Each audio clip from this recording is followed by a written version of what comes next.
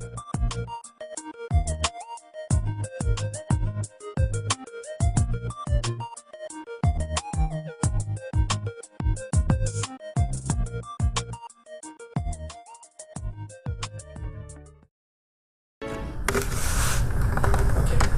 alaikum wa rahmatullahi wa barakatuh.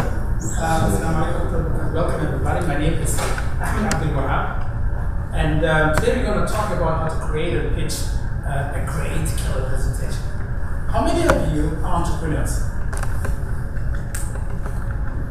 Okay, how many of you want to be entrepreneurs? How many of you have an idea? Okay, at the end we're going to count again. Let's see where we're going to end up. So before we start, let's put things in context. We have entrepreneurs in an idea stage. We call them startups. Their focus should be on searching for the right business model, which means customer validation. No business plan, no execution of any plan. The focus should be on customer validation. Then there are young companies. We call them not SMEs, but we call them scale-ups, because we don't believe they're entrepreneurs that wake up in the morning and say, when I grow up, I want to become an SME.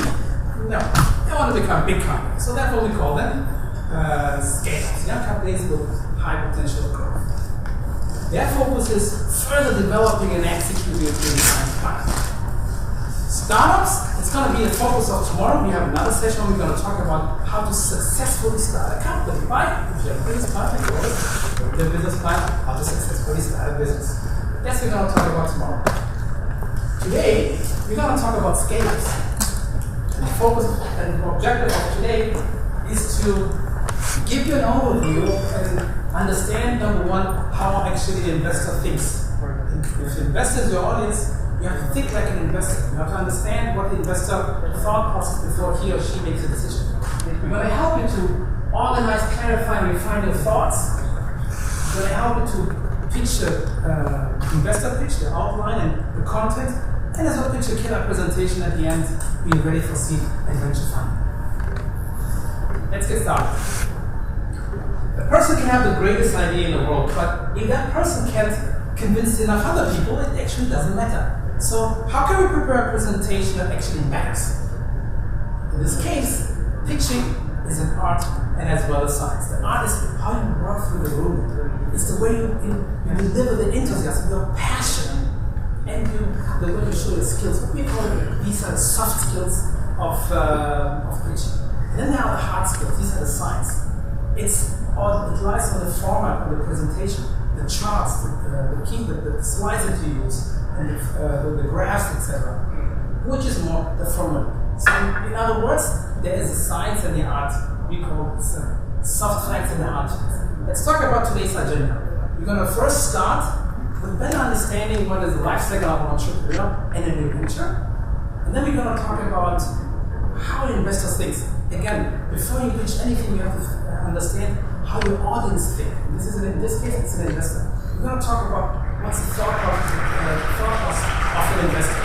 Then we are ready to talk about what to present. These are the hard skills, all facts oriented. And then we're going to talk about soft skills and divide in 3 acts. It's creating a story, it's delivering an experience, not delivering a message, but to deliver an experience. And finally, you rehearse the presentation. And at the end, some lessons learned. Let's talk first about the life cycle of an entrepreneur. Everything starts with an idea. Then there's a company formation, then something magic happens in the middle. And there's a growth, and then eventually an exit. That's what we have learned in the business class. In the middle, the big guy said, I think you need to be a little bit more specific in the middle. What is actually happening? This is where most entrepreneurs, most startups actually fail. Most companies that are in this area fail. And let's talk about why they fail. You see below different stages of the new ventures. Start with research, and business plan, you develop a working prototype, a product, and until you generate revenues. And up is the funding, different kind of funding friends, family friends, founders, and etc. And this graph here shows the single most important indicator of any new venture, which is the cash flow. It's not about the projections, the revenues, etc. It's really how much cash you have in your pocket. That's the key indicator for any new venture. And the moment you start your business, until you are cash flow, cumulative cash flow positive, it's so-called the valley of death. This is where most startups actually fail. And most companies that are exactly in this phase, they have one thing in common. It's unparalyzed optimism that they're going to succeed. But for the few, for the fortunate few that actually emerge out of the valley of death, they have three things in common. Number one, they're absolutely determined. Number two, they are very, very focused, not all over the place. They are very, very much focused. And number three, it's fiscal constraint. These are the three common traits that successful companies have that go out of the valley of death. You get three things. It's determination, it's focus, and fiscally restrained. And the best way to get out of there is do customer validation. Develop a minimum viable product or working prototype and get it into the hands of a customer. How ugly as a product looks like, give it to customers and get feedback. It's the most important piece that any company should do, which is customer validation. Let's talk about the success formula of those few that actually emerge out of the valley of death. They identify an opportunity. Based on the opportunity, they capture a great team and as well the resources. With regard to the opportunity, they answer some key questions such as, what is the market? Who's the market? How much are they paying for? What are the different stages? How long do the different stages go? What are the strategies? What are the competitions? And why do you think you are better than any other company? And then about the team. They gather they gather a great and fantastic team with some personalities and skills. Some of the personalities, team player, hard worker, and especially a good listener.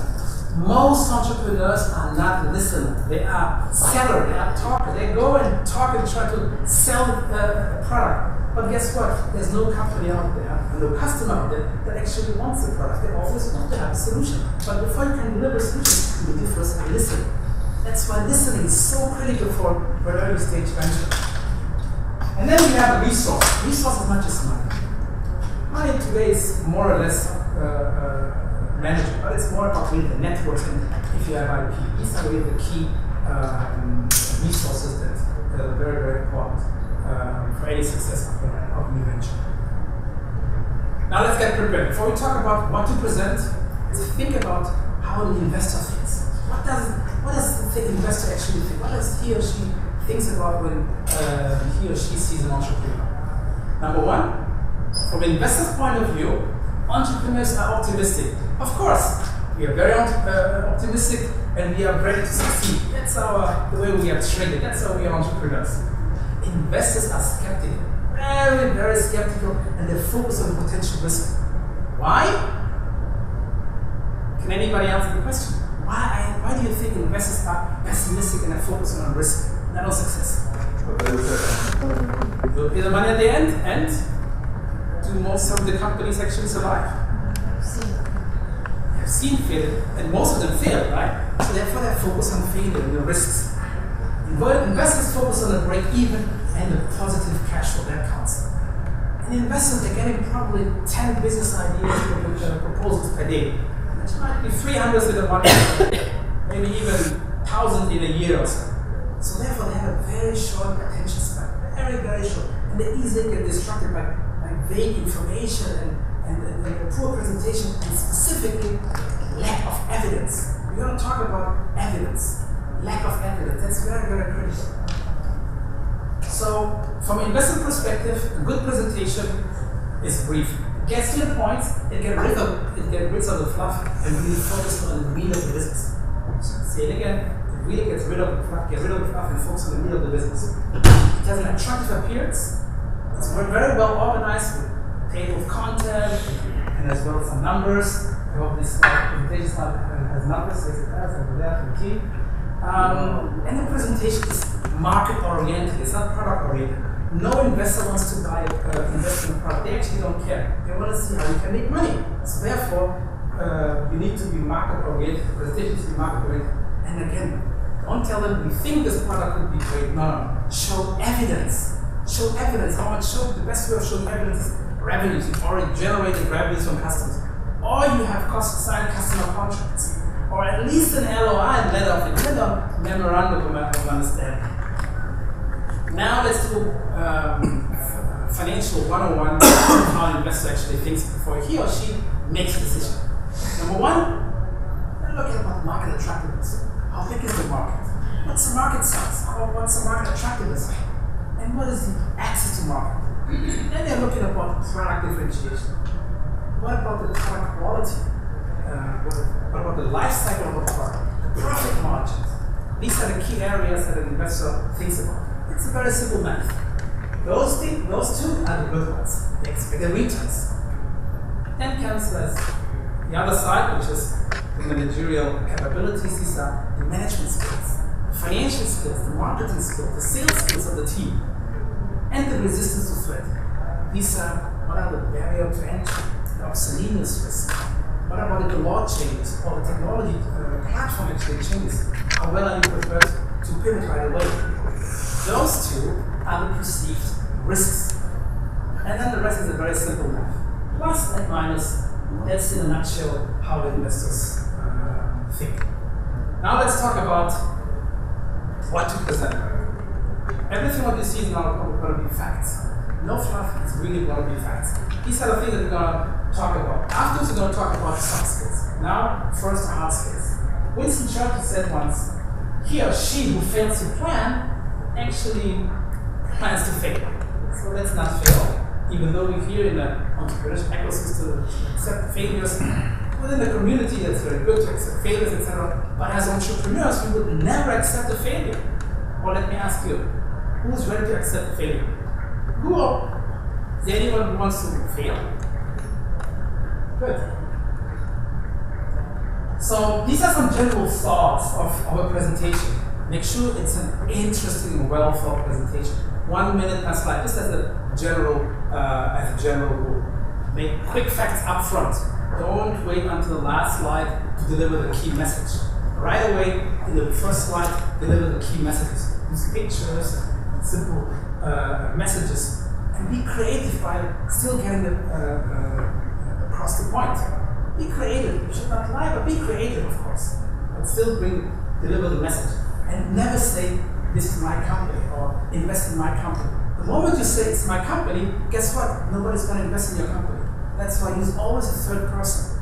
It's the company XYZ. Never say it's my company, etc. And focus on the initial 1 or 2 years and less on the later years. And remember, similar like auto races, you get the attention up front, in the beginning and at the end. It's like a car race. And then identify your target audience. Who's the target audience? Is it an investor? Is it a lender? Is it an employee, current employee, or future employee? You have to think about who are the audience. And based on that, these are sample investor pitch outline that you need to address all of them. You should not present all of them, but you need to be ready to present it. What you do is you identify who's your audience and how much time do you actually have. Based on that, you take out the key messages and prepare and have all the rest as backup available. Now let's go through it. These are the key areas to go through. You start with the key quick facts. These are 3 major words. It should be quick, it should be key, and facts. So you should start with your presentation by delivering why you have a really, really big idea that's going to change the world. This is unique, normally a unique selling proposition, why you believe you will succeed. Explain how your solution is going to solve the big problem. This 1 or 2 sentences that you're going to state will set the tone for the rest of the presentation. I personally believe you get 9 seconds, the initial 9 seconds, the attention span of any investor. After the 9 seconds, the investor is going to decide, okay, I might give you another 20 seconds. So make sure that up front, whatever you say, it's to the point. Get rid of the fluff and really focus on the lead of the business.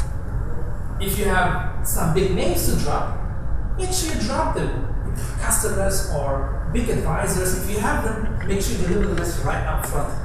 But don't expect an investor to discover that you have 2 Nobel laureates as advisory in your board 6 slides later, because you might never get there. At the end of the 30 seconds, the investor should say, now you have my attention, now I want to know more.